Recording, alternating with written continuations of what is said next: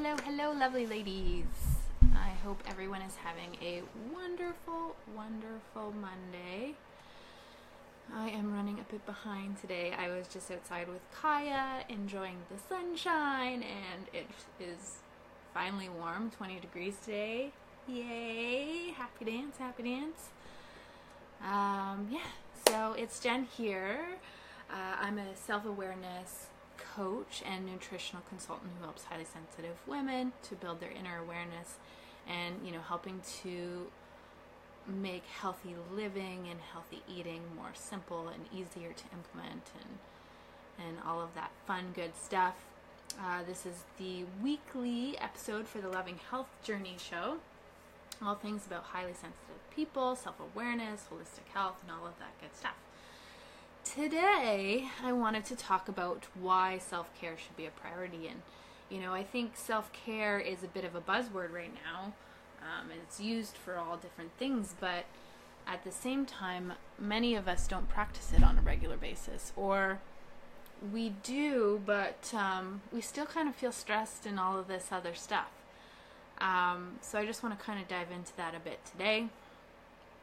And, an example, I'll talk about that later. So, self-care is, dubbed as many things. And I think it's important to establish that what is self-care to me wouldn't necessarily be self-care to everybody else. And there's a lot of things that we can put under self-care and self-love. Eating nutritious food means we're taking care of ourselves, right? So nutritious food, getting sleep, those are kind of the basic things. So listening to our bodies. So there's a lot of things that can be incorporated in self-care, and it's not just all about getting your nails done or having a massage, which are great things as well. But I think if we could break it down into the things that are more necessary for us to feel taken care of and for our bodies and our minds and our spirits to be taken care of. So I think, I'm going to go into that a bit more as we go on, but I think that's important to establish, that it's different for everybody, but there are also different kinds of self-care, and some are more necessary than others. So, how do you know if you're maybe not implementing self-care? So, here are some things I'm going to throw out there that maybe are kind of a sign that we're not as self-aware and we're not practicing that self-care as well as we could be. So maybe you're getting sick more often, or maybe you suddenly got sick and you haven't been sick in a while. You're feeling stressed all the time. And you're feeling the effects of stress. You're feeling worn down. You're feeling the effects of, your adrenals shooting out those hormones all the time, that shakiness, the nervousness, the anxiety, trouble sleeping, feeling tired and run down, energy fluctuations where you're like high and energetic the one minute and down the next, and all of those things. Those can all be signs that we're not necessarily practicing as much self-care as we could be. Now, there are obviously other things that can cause. It's not all self-care, but these can be signals that, hey, we want to stop, kind of have a reflection, a look in, evaluate what we're doing, and hey, be honest with ourselves. Am I practicing enough self-care? Am I practicing these basic things for my body? And if not, then, it's a simple, maybe not easy, but simple fix from there. It just means, okay, we need to cover our bases and look at all the things that we could potentially be doing. So those are kind of the results and kind of a signal of why or when we need self-care. So why don't we put this as a priority? Why, we all know, like I said, it's a buzzword. It's very popular in health and everyone talks about self-care. So why don't we practice it as much as we maybe should? So there, I think, are many reasons, and it's different for everybody, but, you know, some of them are, you know, our priorities can be kind of messed up. We could be focusing on the wrong things, on getting things perfect, and on, you know, having more and needing more things, and, you know, pleasing other people. We could be using it as a shield, so being busy sometimes when we don't want to deal with something that's uncomfortable for us, emotions, certain things in our life that are uncomfortable, you know, we stay busy to kind of numb and distract us. And that's something I certainly do, so I understand that. You know, we're afraid that if we slow down, we'll never start up again. I don't know if you ever feel like you're on a roll, but you're pushing yourself too hard. This is something I do. So pushing myself too hard, and I know that it could inevitably lead to a crash. But I feel like if I stop, then I'm not going to be able to get that momentum back. And it's something that over time I've learned not to do. And I still have to, you know, kind of be like, hey, you know, self-care has to be a priority, because this is what's going to happen if you don't. And I know those, you know, those consequences, and they're not fun to have to go through. We feel pressured from outside sources. So that was like the perfectionism, the expectations of the people in our lives. You know, if the people in our lives are always used to us doing X, Y, and Z, then they're going to expect those things, right? If we've always done them for them, they're going to expect them. And then when we don't do them, they're like, hey, kind of what's happening here? But it doesn't mean just because they expect it of us doesn't mean that we should or have to do them. And I think that's something to recognize as well. Expectations, and just feeling pressured from other people to do certain things, to live up to a certain way of living. So those are all kind of reasons of why we may not put it at the top of our list. We kind of start focusing on all of these other things, outside sources. And I mean, if you look at all of these things, when we're getting away from self-care, we're focused on things outside of us. When we're focused on self-care, we're focused on ourselves. And I think, especially for women, we are taught to more be selfless and to take care of others, and to be, I think I said selfless, but to put other people above our own needs. And if you don't, then that's not, you're not doing your job, kind of thing. And for highly sensitive people, that's even more of a trigger, because we're not only perfectionists, so we want to do everything right, we want to be right, we want to be good. We also really prioritize the needs of other people, because we really enjoy taking care of others, and we really enjoy doing that. But the problem is when we're always focused on outside things, we stop listening on the inside, and we stop listening to ourselves. And, you know, while we're kind of told that it's selfish and all of this stuff, we truly cannot take care of others if we aren't taking care of ourselves. And it is hard to work past kind of all of these pre-programmed beliefs. That was one of my biggest struggles, and I still struggle with it sometimes, is saying no, and redirecting my focus to myself. So, as an example, this weekend, I mentioned I was in a workshop for a type of energy healing that I'm learning right now, in the process of learning. And, you know, that kind of work, it was both days, it was kind of all day from like 10 to 5 p.m. It's very exciting, lots to learn, and I loved it, but at the same time, it really took a lot out of me. Be around people that I don't really know very well, but amazing people, but also because I'm learning something new, and it really took a lot out of me. So I purposely didn't plan anything else for the weekend. I've learned that mistake before, where I've overbooked myself on weekends that I have workshops. And so Saturday I rested, and then Sunday came, and normally I do my video on Sunday, and, you know, I just felt so exhausted. And I was like, I don't even think I could put together a full sentence, let alone a 15 or 20 minute video. And so, you know, I could feel the expectation that other people would expect me to have the video on Sunday, and people, you know, are used to listening to it at a certain time.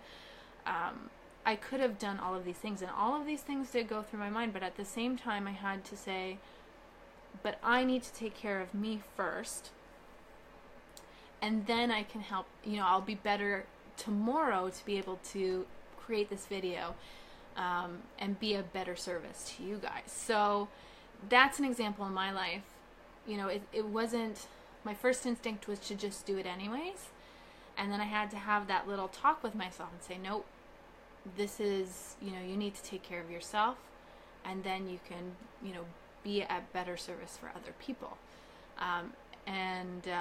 So this is just, you know, something to, you know, have a reflection in. Is this something that you do? Do you tend to focus on a lot of outside things in your day, you know, focusing on what other people's needs are, what other people want, what other people expect? Do you, you know, are you afraid of, you know, taking care of yourself will have a negative effect on your life? Because these are all natural fears, and it's a normal way of doing things. But just because something's normal for the average person doesn't mean that it's the right way to do it either. So,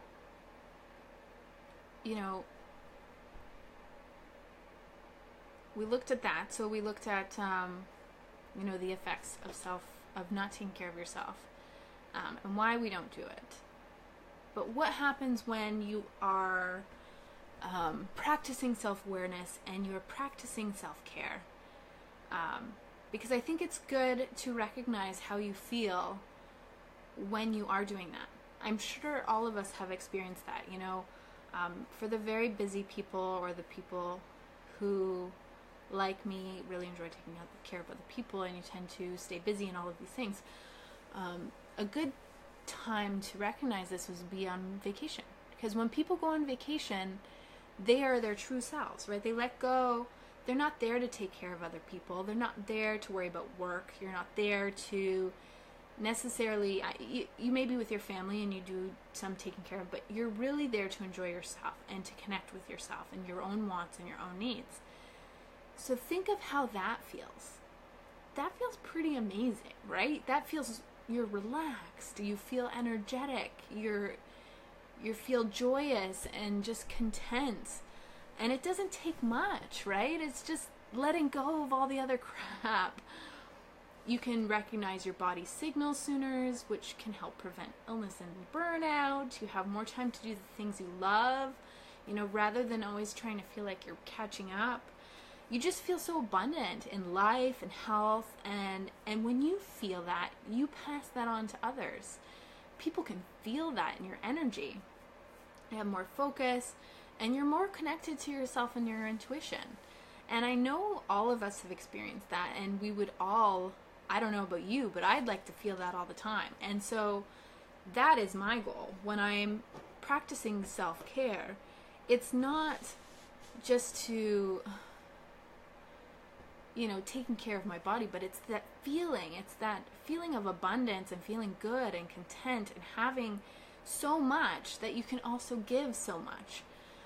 Whereas rather than the other way, which is feeling so depleted and so empty that you feel so much resentment when you're giving because you don't have anything to give. And so that's kind of like the tipping scales. Like if you're giving from a tank of empty, it doesn't feel good. You feel resentment, you just don't feel good. And you don't want to give. I mean, you do, but you don't, and it's from the kind of the wrong place. Whereas the other way, when you're full and you're abundant, you just want to give, and it just kind of flows, and you feel so good. So that's, you know, kind of what I wanted to put out there. And then the other thing I wanted to say is kind of the different kinds of self-care. So there's, you know, the maintenance kind of self-care, the kind of stuff that should be every single day or most of the day, you know, kind of like 90%. It's like the sleeping well, being hydrated, filling yourself with whole nutritional food, quiet time. I think quiet time every day, or most of days, should be a priority, because it really allows us to connect to ourselves, disconnect from everything else, and kind of listen to ourselves. So I think that when I started incorporating it into my life, and it can be as simple as 10-15 minutes. Like sometimes in the morning, I just do a 10-15 minute meditation, and that's my quiet time. So I think quiet time is another one of kind of those essentials. And then doing something that makes you feel joy. That would be my other one. So something, you know, like that, you just, you know, when the sun is shining, you hear your favorite song on the radio, and you just belt it out and you feel so good, like that kind of joy. So what in your life brings you that much joy? And trying to find a way to incorporate that, if you can, most of the days, if not every day. For me, it's singing and dancing, being out in nature, spending time with Kaya because she makes me smile. And so those kind of are the necessity self-cares, right? Those are the things that you should be doing on a, not should, I don't want to say should, but if you do those on a regular basis, they're just going to help you feel more connected. They're going to help support your body and help you feel good. And then the other stuff is the other kind of care. It's, you know, being connected to other people, like-minded, good, positive, great people that make you feel good. Doing things you enjoy. So whatever activities you like, if you like to dance, if you like to work out, if you like to run, you like to paint, if you like to, you know, build computers. I'm trying to think of all the things, like kind of different aspects, you know, if you like to work on, you know, even building a business, which is not necessarily self-care, but, you know, there's certain aspects that can be fun. But doing stuff, I would, maybe not so much the business stuff, doing stuff just because it makes you feel good. What else? Yeah, so, you know, activities you enjoy, spending time with people that make you feel good. And then, you know, all of those activities, like some people like to kickbox, some people like to go to the spa, some people like to get massages. All of that stuff is awesome too, but I think those are kind of the frills. But I think there are kind of those basics that should be on a regular basis. And that just kind of help you fuel yourself. And that's all. So I'd love to hear what you think about that. I'd love to hear what is on your daily self-care list, if you have a daily self-care list. I've shared mine, so I'd love to hear yours. And lastly, I just want to say that, you know, I know that making these changes and all of these things can sometimes be stressful, and I just let you know that I'm here, okay? I'm here. This kind of stuff is my jam. I'm here to help you, and I'm here to help you on your journey. So, you know, if you feel that you get stuck on this stuff, you want to implement it but can't, or you get stuck, or you start and then stop, or you don't know what to focus on, I'm here. And, you know, we can set up a free call, and we can kind of go over what you're going through, like what you're doing now, what your goals are, what your obstacles are, and, you know, I can help you figure out what the next steps could be. And if you're interested in that, the link will be in the post for this video. If you're watching this on Facebook, if you're watching this on the website, it'll be down below in the post. There'll be a button that you can book a call. All right. I hope everyone has a wonderful night. And if you have any questions, comments, just add them below. Okay? Good night.